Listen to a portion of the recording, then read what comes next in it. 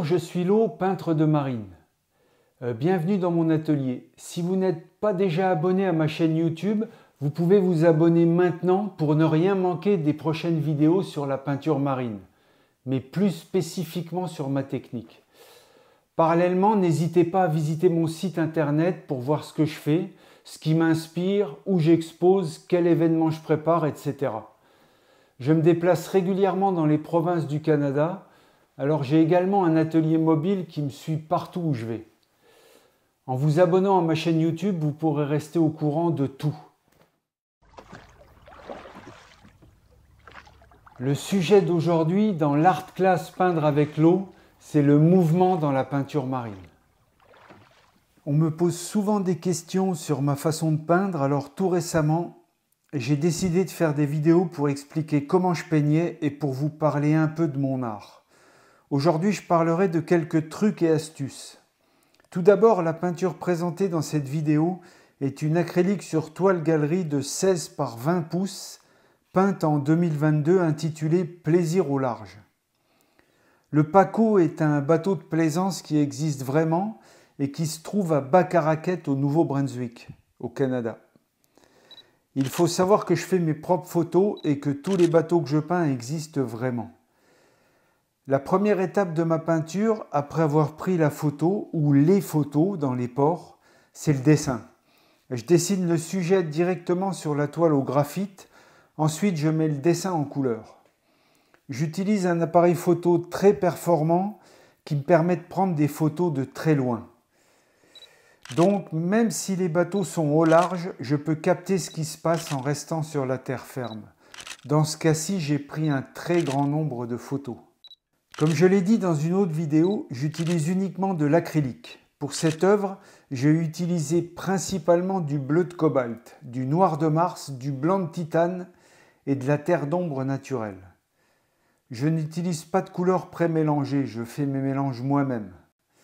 J'utilise toujours les mêmes petits pinceaux à bourron et toujours les mêmes palettes blanches en plastique. Il m'arrive parfois de varier mes pinceaux selon les besoins. C'est ce que j'ai fait dans cette peinture. J'ai utilisé un pinceau plat, blaireauté, assez large, et un autre pinceau plat qu'on appelle à langue de chat. Dans la marine, il y a plusieurs façons de rendre une scène dynamique, notamment en utilisant le mouvement. On peut utiliser l'eau pour suggérer le vent. La grosseur des vagues va nous dire s'il s'agit d'une tempête ou d'une brise légère. La couleur du ciel va suggérer l'ambiance et donner la luminosité qu'on souhaite. Par exemple, un ciel gris donnera un aspect plus dramatique à une scène. On peut aussi utiliser le sujet pour le mettre en action. Selon le point de vue, l'angle du bateau, on peut suggérer le feu de l'action, comme dans cette peinture. J'ai délibérément choisi de peindre ce voilier en gros plan. Quand on suggère une action, il faut que tous les éléments participent à cette action. Il faut que l'ensemble soit cohérent. Par exemple, on pourrait difficilement suggérer une tempête sous un beau ciel bleu sans nuages. Il y aurait des éléments contradictoires, ce qui pousserait le spectateur à s'interroger sur ce que l'artiste a voulu transmettre dans sa peinture. Dans une peinture, à moins de faire une peinture surréaliste, il faut éviter les ambiguïtés visuelles. Dans une marine, le mouvement, c'est la création d'une sensation. Ici, la sensation, c'est le tangage, la vitesse. Le mouvement transforme une image fixe et passive en une véritable expérience. Avec le mouvement, une scène n'est plus statique, elle devient dynamique. Malgré tout, ce voilier exprime un sentiment de plaisir et non d'urgence. Il exprime aussi une certaine liberté. Au niveau symbolique, le bleu est la couleur du calme, de la paix, de l'espace incommensurable. Son action va rafraîchir, apporter du yin, modérer les réactions au stress. Face à une scène dans les teintes de bleu, le spectateur éprouvera un sentiment de quiétude.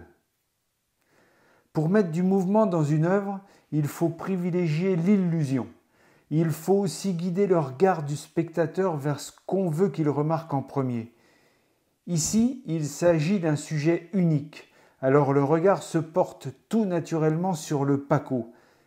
Mais ai-je vraiment voulu peindre un voilier ou plutôt le sentiment d'un moment de pure liberté? Un moment de pur plaisir. Une peinture n'est jamais ce qu'elle semble être. Lorsque je crée une scène marine, je souhaite révéler quelque chose au spectateur. J'aime le laisser imaginer ce qui n'est pas forcément visible. Faire appel à l'imagination permet d'interagir avec la peinture. L'œuvre se dévoile lentement et offre plusieurs manières de comprendre ce qui se passe. Le tableau devient alors un voyage et non une simple représentation d'un objet ou d'un lieu. Une scène peut évoquer un souvenir, une rêverie, une émotion, un sentiment. Elle peut être anecdote tout autant que récit d'aventure. L'histoire, c'est le spectateur qui va la créer avec son imagination, en interprétant ce qu'il a sous les yeux et ce que la peinture lui fait vivre ou revivre. Quoi qu'il en soit, cette peinture n'aurait pas le même impact si le voilier était à l'arrêt, posé, statique, flottant sur une mer sans vagues. C'est le mouvement qui lui donne toute sa fraîcheur. Le mouvement contribue à mettre de la vie dans une scène. Chaque peinture a son propre rythme, un peu comme une chanson.